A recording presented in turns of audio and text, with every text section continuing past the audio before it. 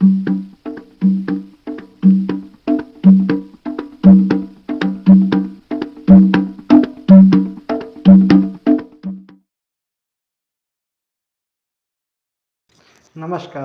जय श्री राम। मैं विपिन विश्वकर्मा आपका फिर से स्वागत करता हूं अपने यूट्यूब चैनल पर। ये यूट्यूब पे मेरा चौथा वीडियो है और ये वीडियो है मोशन पर। मोशन नाम सुनते ही न्यूटन का चेहरा अपने आप ही दिमाग में आ जाता है। न्यूटन, जिनको ग्रेविटी का आइडिया एक सेब को पेड़ से नीचे गिरते हुए देख कर आया था। अब मैं सोचता हूँ कि न्यूटन को मोशन का आइडिया कहाँ से आया होगा। उन्होंने कौन सी ऐसी चीज़ है जिसको चलते हुए देखा होगा, लेकिन ऐसा कहीं जिक्र नहीं मिलता कि न्यूटन को मोशन का आइडिया किसी चीज़ को चलते हुए देख कर आया हो। तो मेरे ख्याल से न्यूटन ने किसी के वर्क को स्टडी किया होगा जो पहले ही मोशन के बारे में बता चुके हैं। चलिए जानते हैं मोशन के बारे में न्यूटन से पहले किसने किसने बताया। शुरुआत करते हैं अपने भारत से, अपने भारत के ऋषि कणाद से। ऋषि कणाद एक महान ऋषि, आज से 2500 साल पहले अपने एक ग्रंथ वैशेषिक सूत्र में मोशन के बारे में काफ़ी कुछ बता के गए हैं। उन्होंने बताया कि कोई भी चीज़, कोई भी वस्तु तब तक रेस्ट की पोजीशन पे रहती है जब तक उस पर कोई एक्सटर्नल फोर्स ना अप्लाई किया जाए, जो कि जहाँ से न्यूटन का पहला लॉ निकल के आया। तो ये ऋषि कणाद, हमारे यहाँ के ऋषि कणाद 2500 साल पहले या उससे भी पहले बता चुके थे। उन्होंने मोशन की कैटेगरीज भी बनाई थी, upward, backward, downward, upward, downward, backward, forward, cyclic, compressing and expanding. और उन्होंने रियलिटी के 9 कॉन्स्टिट्यूएंट्स भी बताए: पृथ्वी, अर्थ, वायु, एयर, जल, वाटर, अग्नि, फायर, आकाश, स्पेस, दिशा, डायरेक्शंस, टाइम, काल और मनस, माइंड और आत्मा, सोल। खैर, इनका मोशन से कोई रिलेशन नहीं है, ये तो मैंने ऐसे ही जनरल नॉलेज के लिए बता दिया है। अब आगे बात करते हैं। ऋषि कणाद के बाद भारत के दूसरे बहुत महान अति गुणी आचार्य आर्यभट्ट की बात करते हैं, जिन्होंने डेसिमल प्लेस वैल्यू सिस्टम दिया, पाई की वैल्यू बताई, ज़ीरो के बारे में बताया, स्क्वायर रूट, क्यूब रूट। उनके कंट्रीब्यूशन तो मतलब बेजोड़ है, उनका कोई मेल ही नहीं है। मतलब मैथमेटिक्स का जो आधार होता है वो आर्यभट्ट ने दिया। खैर, बात करते हैं मोशन की। आर्यभट्ट ने मोशन के ऊपर भी टिप्पणी की।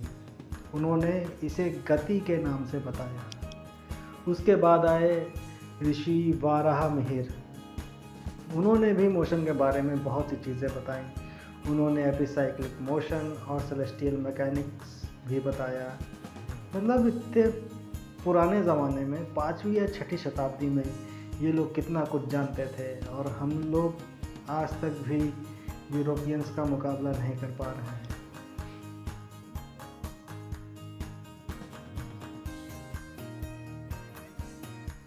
चलिए अब भारत से बाहर चलते हैं। भारत के बाहर चले तो सबसे पहले मोशन के बारे में बताया एरिस्टोटल ने। ये ग्रीक फिलोसोफर थे, लेकिन इनके आइडियाज़ ज़्यादातर इंट्यूशंस पे बेस्ड थे। इनका मानना था कि किसी भी ऑब्जेक्ट को मोशन में आने के लिए कॉन्टिन्यूअस फोर्स की ज़रूरत पड़ती है, जो कि एक तरह से गलत है, साइंस इसे नहीं मानती। अरिस्टोटल के बाद बात करें तो आते हैं एक मुस्लिम स्कॉलर इब्न सीना, फारस के रहने वाले अबू अली सीना। इन्होंने भी मोशंस पे बहुत अच्छी टिप्पणियाँ की। इन्होंने बताया कि वैक्यूम में कोई भी चीज़ तब तक चलती रहेगी जब तक कि उसे किसी एक्सटर्नल फोर्स के द्वारा रोका ना जाए। A projectile in vacuum continues to be in motion until acted upon bye an external force. तो इब्न सीना के बाद दो और मुस्लिम स्कॉलर्स की बात करते हैं, इब्न बज्जाह और नासिर अल-दीन अल-तुसी की। इन लोगों ने रिएक्शन फोर्सेस के बारे में बताया और वेलोसिटी के ऊपर भी कई टिप्पणियाँ की।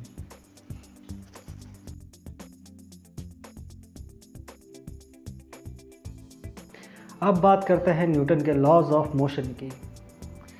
न्यूटन ने 3 लॉज दिए। पहला लॉ है द लॉ ऑफ इनर्शिया। ये क्या कहता है? ये कहता है कोई भी ऑब्जेक्ट, कोई भी चीज़ अपनी पोजीशन तब तक चेंज नहीं करेगी जब तक कि उस पर कोई एक्सटर्नल फोर्स अप्लाई ना किया जाए।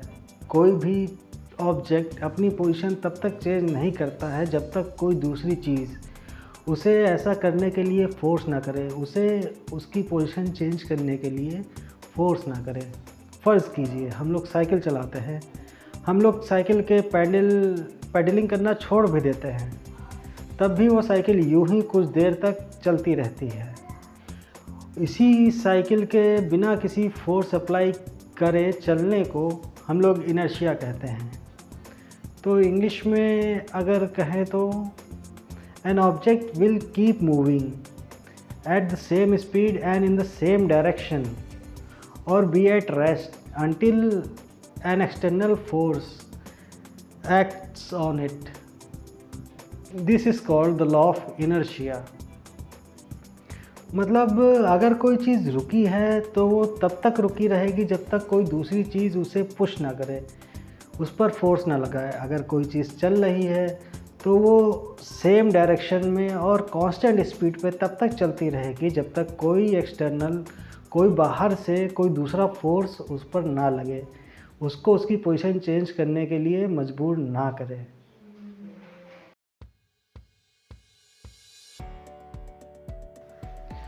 तो न्यूटन का सेकंड लॉ क्या कहता है? न्यूटन का सेकंड लॉ मोमेंटम पर है। अगर हम किसी चीज़ पर फोर्स लगाएंगे तो उसका मोमेंटम भी चेंज होगा और उसका मोमेंटम उसी दिशा में चेंज होगा, उसी डायरेक्शन में चेंज होगा जिस डायरेक्शन में फोर्स लगेगा। इसे हम दूसरी तरह भी समझ सकते हैं, force is equal to mass into acceleration. इसका मतलब क्या हुआ? इसका मतलब हुआ the acceleration of an object depends नहीं, directly proportional to the force applied and inversely proportional to its mass. अगर आप किसी बड़ी चट्टान को मोशन में लाना चाहें, किसी बड़ी चट्टान को ढकेलना चाहें, तो उसमें आपको काफ़ी मशक्क़त करनी पड़ेगी, तब जाके वो चीज़ मोशन में आएगी। लेकिन वहीं आपके पास कोई छोटी सी चीज़ है, जैसे कोई बॉल, आप उसको मोशन में लाना चाहें तो उसको बहुत ही आसानी से मोशन में लाया जा सकता है। इसका मतलब क्या हुआ? The force required to change the motion of an object या the force required to move an object depends on its mass and the speed you want it to move। मतलब फोर्स, किसी चीज़ पे अप्लाई किया गया force उस चीज़ के मास पर निर्भर करता है और आप उसे कितनी जल्दी स्पीड में लाना चाहते हैं इस चीज़ पर निर्भर करता है। फ़र्ज़ कीजिए आप साइकिल चला रहे हैं, आप अकेले साइकिल चला रहे हैं तो आपको कम फोर्स की रिक्वायरमेंट है, आप आसानी से चला सकते हैं। लेकिन वहीं आप किसी को बैठा लें, आप अपने दोस्त को बैठा लें, तो आपको ज़्यादा फोर्स लगाना पड़ेगा साइकिल को चलाने के लिए। तो ये लॉ बेसिकली ये बताता है कि अगर हमें किसी चीज़ का, किसी ऑब्जेक्ट का मोशन चेंज करना है तो फोर्स अप्लाई करना ही पड़ेगा,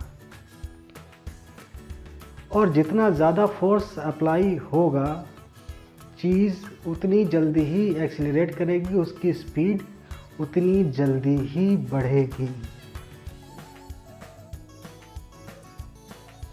न्यूटन का first law is about inertia.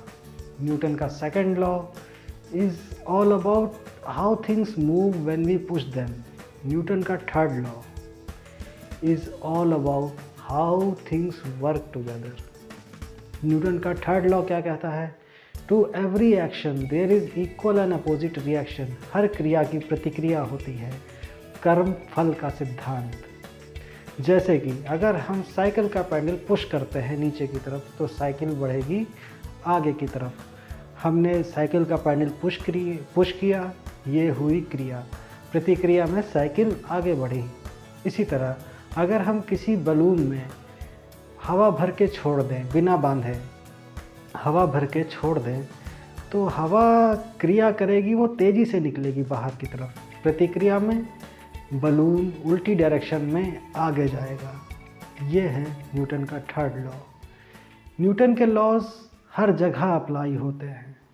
Planetary motion से एक चींटी के चलने तक ये लॉज अप्लाई होते हैं। इसीलिए इनको जानना, समझना और पढ़ना ज़रूरी बन जाता है।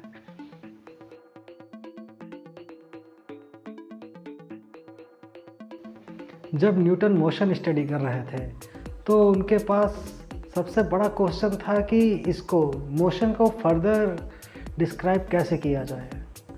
अगर हम किसी चीज़ का किसी इंस्टेंट पे प्रॉपर्टीज़ जानना चाहते हैं तो कैसे जानेंगे? या इसे ऐसे समझें जैसे कोई कार चल रही है, हमने उसे देखा, हम उसी मोमेंट पे उसकी स्पीड जानना चाहें या उस पर कितना फोर्स लग रहा है वो जानना चाहें तो कैसे जानेंगे? न्यूटन ने इस प्रॉब्लम का सलूशन मैथमेटिक्स की एक ब्रांच बनाकर निकाला जिसे उन्होंने फ्लक्शियन कहा। फ्लक्शियन जिसे आज हम कैलकुलस के नाम से जानते हैं। कैलकुलस बेसिकली कैलकुलस मोशन और चेंज में डील करती है। ये किसी भी चीज़ का स्पीड, एरिया और वॉल्यूम भी बता सकती है। कैलकुलस किसी भी चीज़ को, किसी भी चेंज को छोटे छोटे हिस्सों में तोड़ देती है जिससे उसके बारे में जानना आसान हो जाता है। कैलकुलस के दो हाथ होते हैं, कैलकुलस के दो हैंड हैं। एक है डिफरेंशियल कैलकुलस, एक है इंटीग्रल कैलकुलस। डिफरेंशियल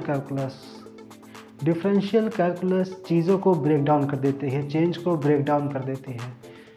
चेंज को तोड़ के आपको उसी इंस्टेंट पे ले आती है जिस इंस्टेंट पे आप पहुंचना चाहते हैं। वहीं इंटीग्रल कैलकुलस चीज़ों को ऐड अप करती है, चेंज को ऐड अप करती है। Integral calculus add up the change over time and space. Integral calculus total change को निकालने में काम आती है। कैलकुलस इंटरेस्टिंग चीज़ है, इसे पढ़ना चाहिए। खैर, मैं अपने ये वीडियो यहीं पे समाप्त करता हूँ। अगला वीडियो होगा लाइट पे।